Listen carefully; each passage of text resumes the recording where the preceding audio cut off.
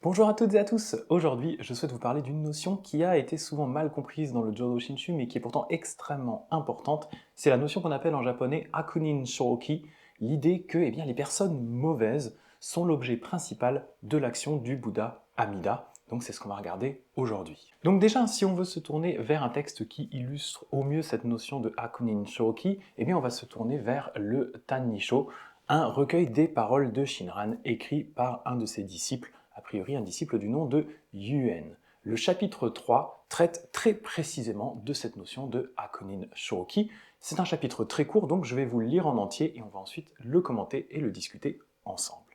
Donc voilà ce que dit ce chapitre 3. Même les bons obtiennent la naissance dans la terre pure, à plus forte raison les mauvais. Pourtant tout le monde dit communément, même les mauvais vont naître dans la terre pure, à plus forte raison les bons. Bien que ce point de vue paraisse logique de prime abord, il va à l'encontre de l'intention du pouvoir autre, du vœu primordial. Voici pourquoi. Ceux qui font de bonnes actions par leur pouvoir personnel n'ont pas le cœur à se confier entièrement au pouvoir autre, ils ne sont donc pas en adéquation avec le vœu primordial d'Amida. Cependant, s'ils retournent la mentalité du pouvoir personnel pour se confier au pouvoir autre, ils obtiendront la naissance dans la véritable terre pure de rétribution. Le Bouddha Amida a daigné produire son vœu par compassion pour nous qui sommes bardés de passion et ne pouvons nous libérer du cycle des naissances et des morts par quelque pratique que ce soit. Puisque sa raison d'être est que les mauvais deviennent des Bouddhas, les mauvais qui se confient au pouvoir autre sont donc par excellence le vrai mobile du vœu de la naissance dans la terre pure. Et par conséquent, même les bons vont naître dans la terre pure, à plus forte raison les mauvais. Ainsi enseignait-il. Donc voilà ce que nous explique ici ce chapitre du Tannisho qui à nouveau peut paraître assez paradoxal, cette idée que on ne va pas dire même les mauvais vont atteindre la naissance dans la terre pure, à plus forte raison les bons, mais à l'inverse, même les bons vont pouvoir atteindre la naissance dans la terre pure, à plus forte raison les mauvais. Et donc il y a plusieurs raisons à cela qu'il est important de comprendre. Dans le Tannisho, Shinran explique ici que déjà une des raisons pour laquelle c'est les mauvais qui vont être mis en avant ici, c'est déjà parce que les bons en eux-mêmes, ce qu'on appelle les bons, ce sont les bons pratiquants bouddhistes, ce sont les personnes qui vont se baser sur leur propre force, les personnes qui sont persuadées que par elles-mêmes, grâce à leur propre force, ces personnes vont être capables de sortir du cycle des naissances et des morts.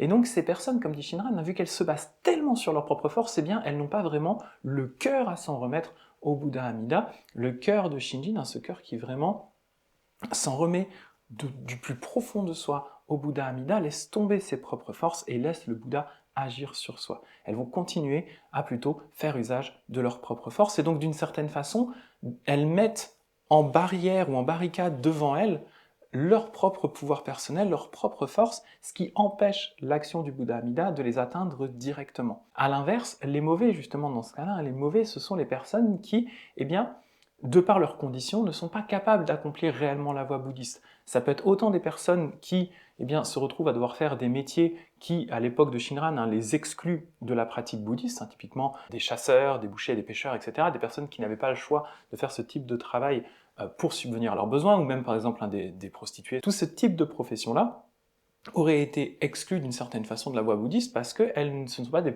professions qui sont en accord avec les préceptes, et notamment aussi avec la partie du sentier octuple qui parle des moyens d'existence juste. Voilà, toutes ces professions-là seraient d'une certaine façon exclues, ces personnes seraient qualifiées de mauvaises.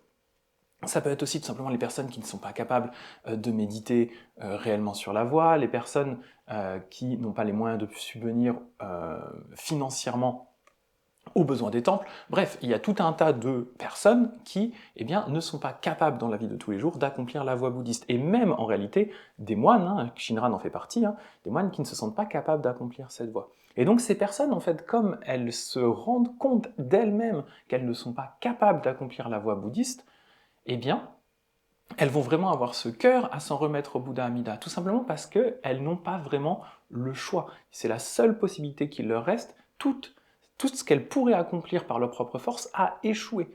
Donc elles vont s'en remettre au Bouddha Amida naturellement.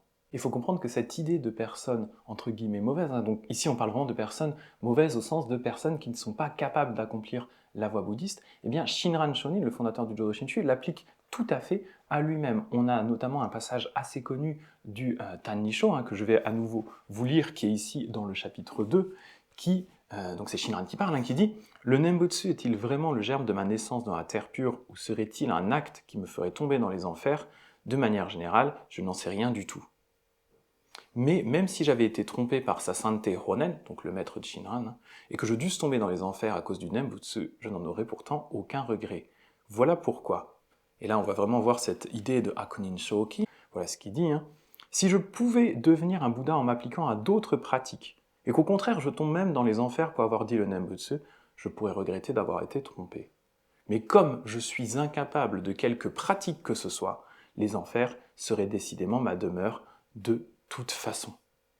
Donc voilà, Shinran le dit lui-même, il est, de par ses propres forces, ou en tout cas s'il se basait sur ses propres forces, de toute façon voué aux enfers, car il n'y a aucune pratique de la voie bouddhiste, et lui il les a expérimentées pendant plus de 20 ans, il n'y a aucune pratique de la voie bouddhiste qui lui permet de se libérer. La seule chose et la seule option qui lui reste, c'est la pratique du Nembutsu, c'est le fait de s'en remettre au Bouddha Amida. Cette notion, on le retrouve également chez Shandao, qui est un des 7 patriarches du Jodo Shinshu, un patriarche chinois, qui va nous parler du concept de cœur profond. Donc voilà ce qu'il nous dit sur le cœur profond. Le cœur profond, il va présenter 2 aspects. Le premier, c'est de croire que nous sommes des êtres ignorants, accablés de mal karmique, pris dans le cycle des naissances et des morts, sombrant sans cesse et errant sans fin dans la transmigration, depuis d'innombrables kalpas passés, sans jamais une condition qui mènerait à notre émancipation.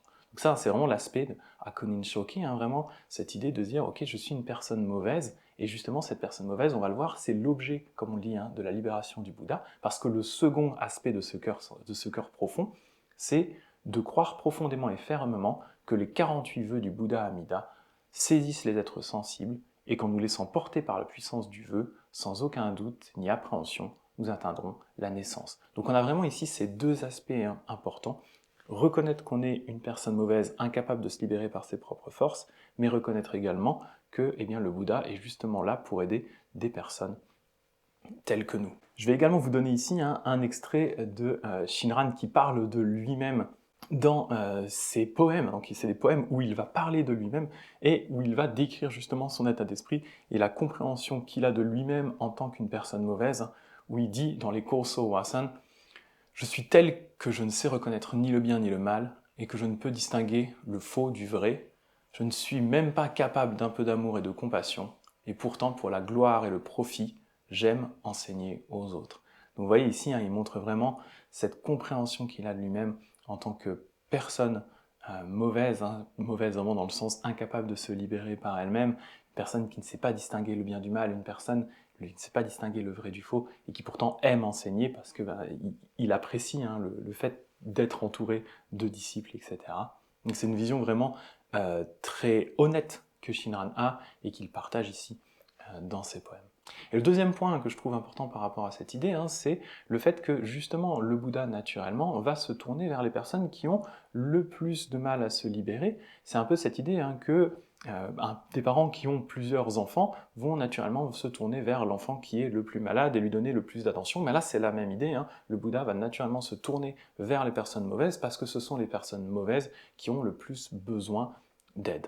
Et le dernier point important sur lequel il faut revenir par rapport à cette notion de Hakunin Shoki, c'est cette idée que ce n'est pas parce que les êtres mauvais sont le mobile ou l'objet de l'action du Bouddha qu'on peut faire n'importe quoi. Et c'est en ça que je voulais dire au début que cette notion a été relativement mal comprise, c'est que de tout temps, il y a des disciples du Jodo Shinshu qui ont compris cette idée comme étant tout simplement une autorisation de faire n'importe quoi, en se disant « Ah du coup, si les personnes mauvaises sont l'objet principal du Bouddha Amida, non seulement ça veut dire que je peux faire n'importe quoi, et de deux limites, c'est presque mieux si je fais n'importe quoi, puisque justement, les personnes mauvaises sont l'objet du vœu du Bouddha, donc soyons les plus mauvais possibles. » Et Shinran Shonin, il devra expliquer ça à ses disciples dans ses lettres, et à chaque génération, on va devoir réexpliquer un petit peu cette notion en disant non, c'est pas ce que ça veut dire. Ce que ça veut dire, c'est que, effectivement, il faut prendre conscience du fait qu'on est des personnes mauvaises. Mais ça ne veut pas dire que du coup on peut faire n'importe quoi, bien au contraire, Shinran il va expliquer, c'est pas parce qu'il y a un antidote que vous devez boire du poison, c'est complètement idiot. Au contraire, plus on va se tourner vers le Bouddha, plus on va s'en remettre au Bouddha et on va le laisser agir sur nous, plus la lumière du Bouddha va briller sur nous, et plus les ombres de notre ignorance, les ombres justement de tous nos mauvais côtés vont nous apparaître grandes en fait. Ça va mettre un focus de plus en plus élevé sur nos défauts et donc on va avoir naturellement tendance à vouloir changer, à vouloir s'améliorer, à vouloir effacer ses défauts, pas en se battant vraiment contre nous-mêmes, mais tout simplement en profitant des bienfaits de la compassion du Bouddha. Donc on va pas du tout, au contraire, avoir envie de faire le mal. Les personnes qui se disent « Ah ben, puisque le Bouddha me sauve parce que je suis une personne mauvaise, je peux faire n'importe quoi », ce ne sont pas des personnes qui ont vraiment la foi dans le Bouddha, c'est des personnes qui sont encore dans cet esprit de transaction avec le Bouddha, en disant parce que c'est comme ça, alors je peux faire ça. Il y a cet aspect de transaction. On revient un peu à cette même idée dont on avait discuté sur la vidéo sur le Nembutsu, où on disait que justement à un moment il y avait beaucoup cet aspect transactionnel du Nembutsu, où le Nembutsu servait à effacer les fautes. Donc on disait, si je fais une bêtise, je récite un Nembutsu. On n'est plus exactement dans la même idée, mais le concept reste là, ce concept de calcul personnel, ce concept de dire, parce que le Bouddha a pour objet les personnes mauvaises, alors je peux me permettre de faire des dingueries, de faire n'importe quoi, ça n'a aucun sens. Donc Shinran va bien réexpliquer tout ça, Ce qu'il va expliquer dans une de ses lettres, c'est justement de dire que, eh bien, si on enseigne cette notion de Hakunin Shoki, c'est notamment pour montrer aux personnes qui sont exclues à l'origine de la voie bouddhiste, toutes ces personnes dont j'ai parlé tout à l'heure, pour leur montrer qu'elles peuvent, telles qu'elles sont, rentrer dans la voie bouddhiste, qu'elles n'ont pas besoin d'être des saints pour rentrer dans la voie bouddhiste. Mais alors ensuite, naturellement, ces personnes, en écoutant les enseignements, en écoutant le Dharma, en se tournant vers le Bouddha, naturellement, elles vont avoir envie de changer, naturellement, elles vont avoir envie d'arrêter de faire le mal tel que leur cœur le dicte. Et justement, la lettre en question, je vais vous la mettre ici en description, je l'avais traduite en français sur mon site, donc je ne vais pas vous la lire en entier parce qu'elle est assez longue, mais je vous encourage à la lire, je vous mettrai le lien ici en description. Donc voilà ce que j'avais envie de vous dire sur cette notion de Hakunin Shōki. J'espère que c'était intéressant. Je vous rappelle comme d'habitude que nous avons un serveur Discord pour cette chaîne YouTube sur laquelle vous pouvez nous rejoindre. Il y a tout plein de pratiquants d'écoles bouddhistes différentes, pas que des pratiquants du Jodo Shinshu. On discute de plein de sujets, des pratiquants du Shingon, des pratiquants de la terre pure chinoise, etc. etc. Et tous les lundis sur ce serveur Discord, j'organise une petite cérémonie bouddhiste à 8h, et vous êtes bien entendu les bienvenus pour nous rejoindre. Alors, il s'agit d'une cérémonie, un Jodo Shinshu, on va chanter le Shoshinge et on va discuter de différents aspects du Jodo Shinshu. Donc si ça vous intéresse, si vous avez envie de découvrir à quoi ressemble la liturgie, le chant dans le Jodo Shinshu, une cérémonie Jodo Shinshu, n'hésitez pas à nous rejoindre. Voilà. Merci à toutes et à tous d'avoir regardé cette vidéo.